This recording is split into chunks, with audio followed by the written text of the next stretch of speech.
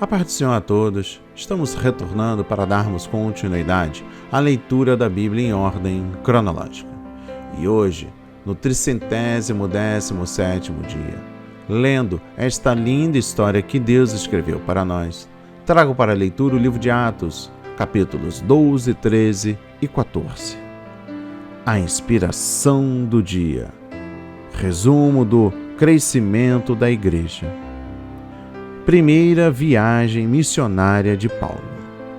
No capítulo 12 destaca o versículo 2. E matou a espada Tiago. Deus permitiu que Tiago, irmão de João, morresse, mas enviou um anjo para livrar a Pedro. São os caminhos misteriosos de Deus para com o seu povo que levaram Tiago a morrer, enquanto Pedro escapou para continuar seu ministério. Tiago teve a honra de ser o primeiro dos apóstolos que morreu como Marte. Morreu da mesma maneira que o seu Senhor, pela causa de Deus. No versículo 5, a igreja. Através do livro de Atos, bem como outros trechos do Novo Testamento, tomamos conhecimento das normas ou dos padrões estabelecidos para uma igreja neotestamentária. Primeiro, antes de mais nada, a igreja é o agrupamento de pessoas em congregações locais e unidas pelo Espírito Santo, que diligentemente buscam um relacionamento pessoal fiel e leal com Deus e com Jesus Cristo. Segundo, mediante o poderoso testemunho da igreja, os pecadores são salvos, nascidos de novo, batizados nas águas e acrescentados à igreja, participam da ceia do Senhor e esperam a volta de Cristo. Terceiro, o batismo no Espírito Santo será pregado e concedido aos novos crentes. A sua presença e poder se manifestarão. Quarto, os dons do Espírito estarão em operação, inclusive prodígios e sinais e curas. Quinto, para dirigir a igreja, Deus lhe prover um ministério quíntuplo, o qual adestra os santos para o trabalho do Senhor. Sexto, os crentes expulsarão demônios. Sétimo, haverá lealdade absoluta ao Evangelho, isto é, aos ensinamentos originais de Cristo e dos apóstolos. Os membros da igreja se decidirão ao estudo da palavra de Deus e à obediência a Ele.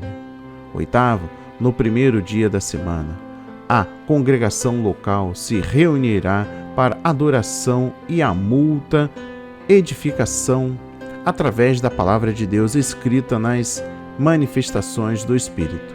Nono, a igreja manterá a humildade, reverência e santo temor diante da presença de um Deus santo. Os membros terão uma preocupação vital com a pureza da igreja. Disciplinarão aqueles que caírem no pecado, bem como os falsos mestres que são desleais à fé bíblica. Décimo, aqueles que perseverarem no caráter piedoso e nos padrões da justiça ensinados pelos apóstolos serão ordenados ministros para a direção das igrejas locais e manutenção da sua vida espiritual. 11º, semelhantemente, a igreja terá diáconos responsáveis para cuidarem dos negócios temporais e materiais da igreja. 12º, haverá amor e comunhão no Espírito, evidente entre os membros, não somente dentro da congregação local, como também entre ela e outras congregações que creem na Bíblia. 13º, a igreja será uma igreja de oração e jejum. 14º, os crentes se separarão dos conceitos materialistas prevalecentes no mundo, bem como de suas práticas. 15º, haverá sofrimento e aflição por causa do mundo e dos seus costumes. 16º, a igreja trabalhará ativamente para enviar missionários a outros países. Nenhuma igreja local tem direito de se chamar de igreja segundo as normas do Novo Testamento. a não ser que esteja se esforçando para manter estas 16 características práticas entre seus membros.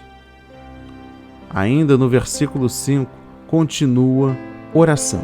Os crentes do Novo Testamento enfrentavam a perseguição e oração fervorosa. A situação parecia impossível. Tiago fora morto.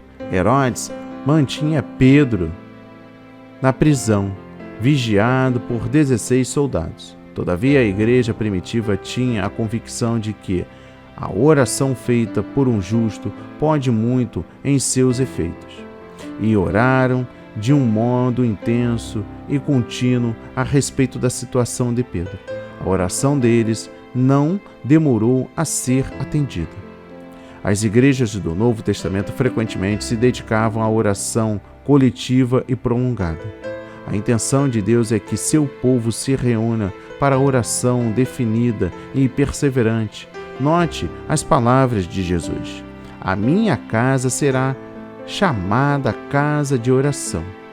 As igrejas que declaram buscar sua teologia, prática e missão no padrão divino revelado no livro de Atos e noutros escritos do Novo Testamento devem exercer a oração fervorosa e coletiva como elemento vital da sua adoração, e não apenas 1 ou 2 minutos por culto. Na igreja primitiva, o poder e a presença de Deus e as reuniões de oração integravam-se.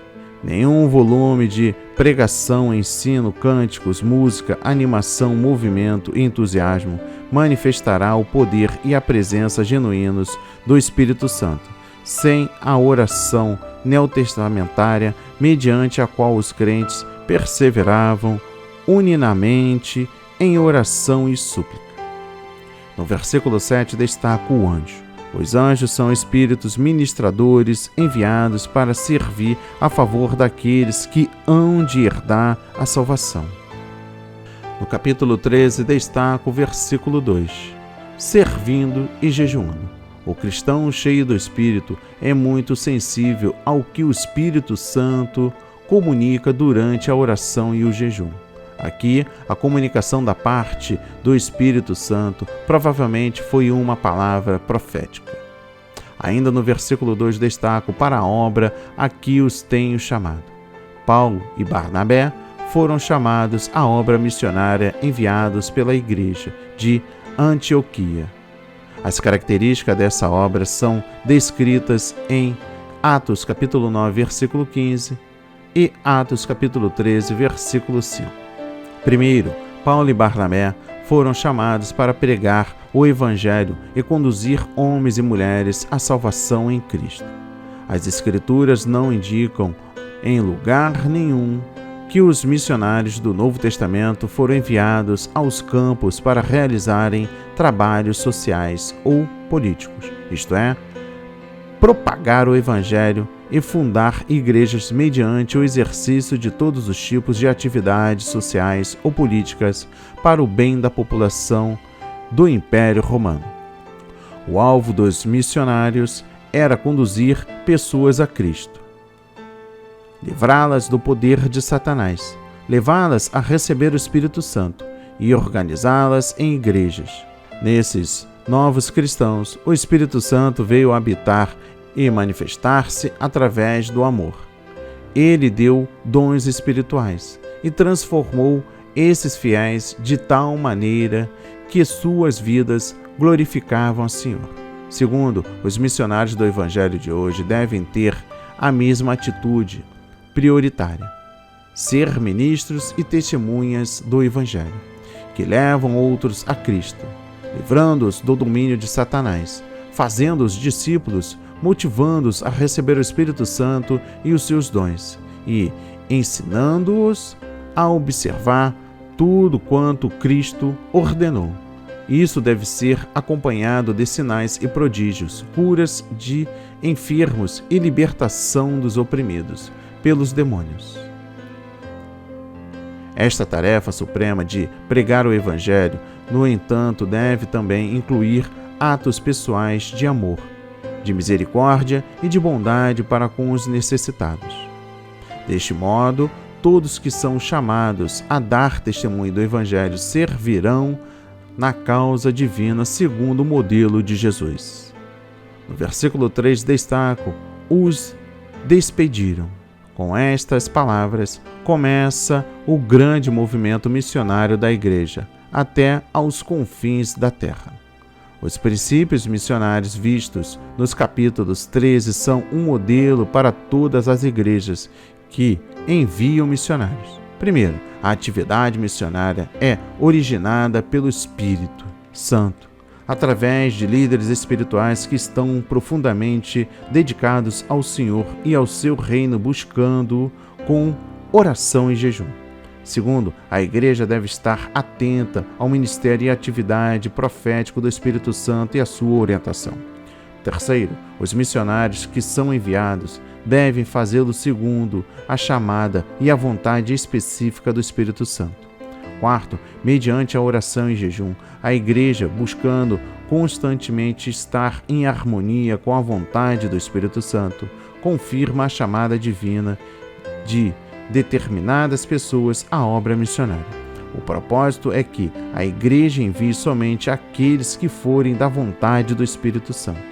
Quinto, pela imposição de mãos, o envio de missionários à igreja indica que se compromete a sustentar e assistir os que saem à obra. A responsabilidade da igreja que envia missionários inclui demonstrar o amor e cuidado para com eles e de um modo digno de Deus, orar por eles e sustentá-lo financeiramente. Isso inclui ofertas especiais de amor para necessidades específicas deles. O ministério é uma projeção do propósito, interesse e missão da igreja que os envia. Essa igreja fica sendo, portanto, uma cooperadora da verdade. Sexto, aqueles que saem como missionários devem estar dispostos a expor a vida pelo nome de nosso Senhor Jesus Cristo. No versículo 8 destaco Elimas, o encantador. Este judeu encantador, feiticeiro, era provavelmente um astrólogo. Os astrólogos ensinavam que o destino de cada pessoa é determinado pela posição dos astros em relação ao nascimento desta pessoa. Toda feitiçaria e astrologia são formas de espiritismo, o qual se opõe ao Evangelho de Cristo, porque são coisas de Satanás e os demônios. Ver as frases resistia-lhe, Elimas, e inimigos de toda justiça. No versículo 9 destaca o Saulo, cheio do Espírito Santo. Mesmo quem foi batizado no Espírito, como Paulo o foi, pode, em ocasiões de necessidade específica, receber novos enchimentos do Espírito. Semelhantemente, enchimentos repetidos são necessários. Primeiro, no enfrentamento da oposição ao Evangelho. Segundo, no avanço do Evangelho. E terceiro, ao enfrentar diretamente a atividade satânica. Enchimento repetidos do Espírito Santo devem ser normais a todos os crentes batizados no Espírito Santo. No versículo 11 destaco: ficarás cego. Os milagres do Novo Testamento iam além de curas.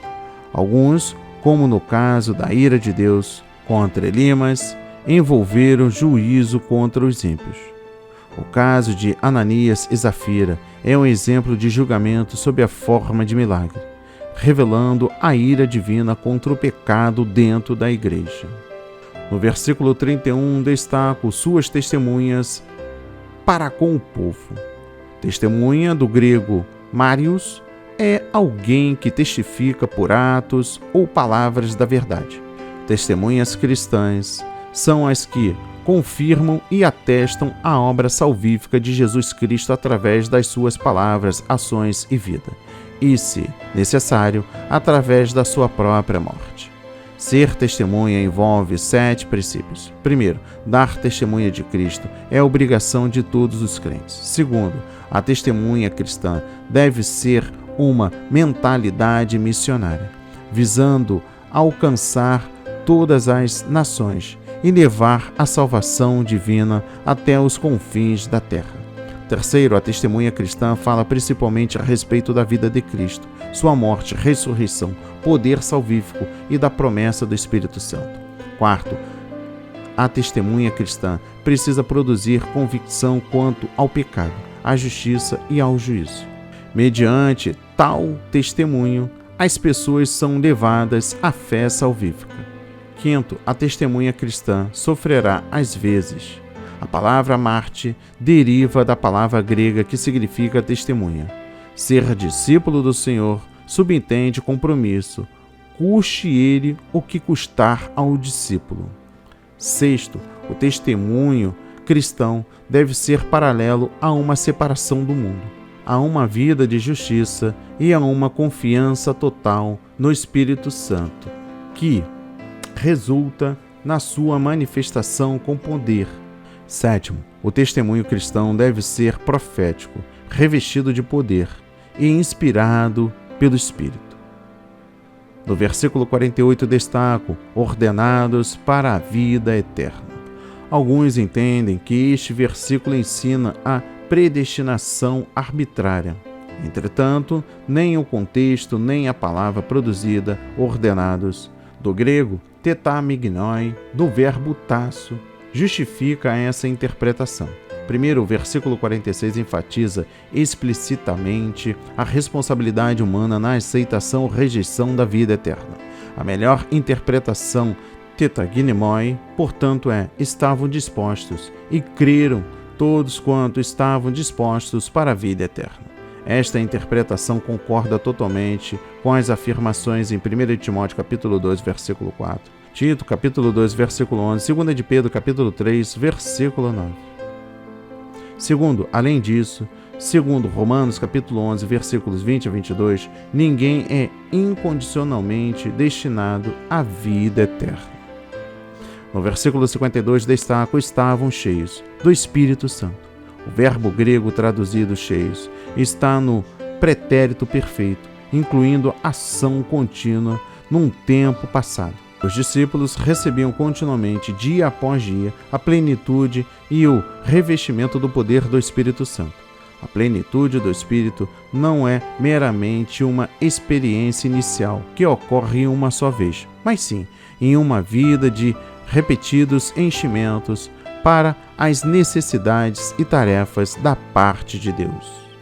E por fim, o capítulo 14. Destaca o versículo 3, sinais e prodígios. Foi da vontade de Deus que a pregação do Evangelho fosse acompanhada por sinais miraculosos para confirmar a veracidade do Evangelho.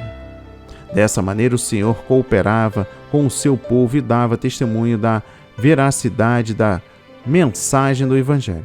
Semelhante confirmação da graça de Deus com sinais e prodígios não é menos necessária hoje, à medida que enfrentamos os tempos difíceis dos últimos dias. No versículo 4 destaco, apóstolos. Tanto Paulo como Barnabé são chamados apóstolo. Como termo mais genérico, apóstolo era aplicado aos primeiros missionários cristãos enviados pela igreja para pregar a mensagem do Novo Testamento. Apóstolo, nenhum sentido especial, é aplicado somente àqueles que tinham recebido uma comissão direta de Cristo para implantar sua mensagem e revelação originais. Paulo era um apóstolo nesse sentido especial. No versículo 9 destaco, vendo que tinha fé. O discernimento da fé do coxo, por Paulo, veio certamente através do Espírito Santo. Paulo passou então a encorajar a fé desse homem, ordenando que ele ficasse em pé. Os crentes devem orar pedindo discernimento espiritual para conhecer a fé das pessoas que precisam da graça e da cura divina. No versículo 19 destaco, apedrejaram a Paulo. Nos tempos do Novo Testamento, Deus nem sempre protegia seus servos dos sofrimentos. Essa verdade é iminente no Evangelho e é válida hoje também. O reino de Deus avança a um alto preço da parte dos servos do Senhor. Quando Paulo descreveu posteriormente os sofrimentos que suportava por amor a Cristo, referiu-se a essa ocasião dizendo, uma vez fui apedrejado. ao escrever às igrejas de Gálatas, declarou: trago no meu corpo as marcas do Senhor Jesus, referindo-se provavelmente a este incidente. No versículo 22 destaco: por muitas tribulações. Aqueles que se dedicam a Cristo como Senhor e que um dia entrarão no reino do céu, hão de sofrer muitas tribulações ao longo do seu caminho. Por viverem em um mundo hostil, têm que se enganjar na guerra espiritual contra o pecado e o poder de Satanás. Por outro lado, a vida verdadeiramente cristã é uma contínua batalha contra os poderes do mal. Primeiro, os que são fiéis a Cristo, a sua palavra e aos caminhos da justiça terão problemas e aflições neste mundo.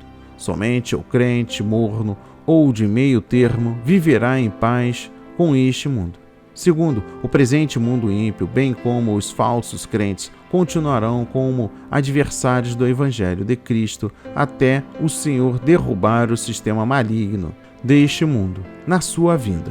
Entre mentes, a esperança do crente está revelada nos céus e está já prestes para se revelar no último tempo.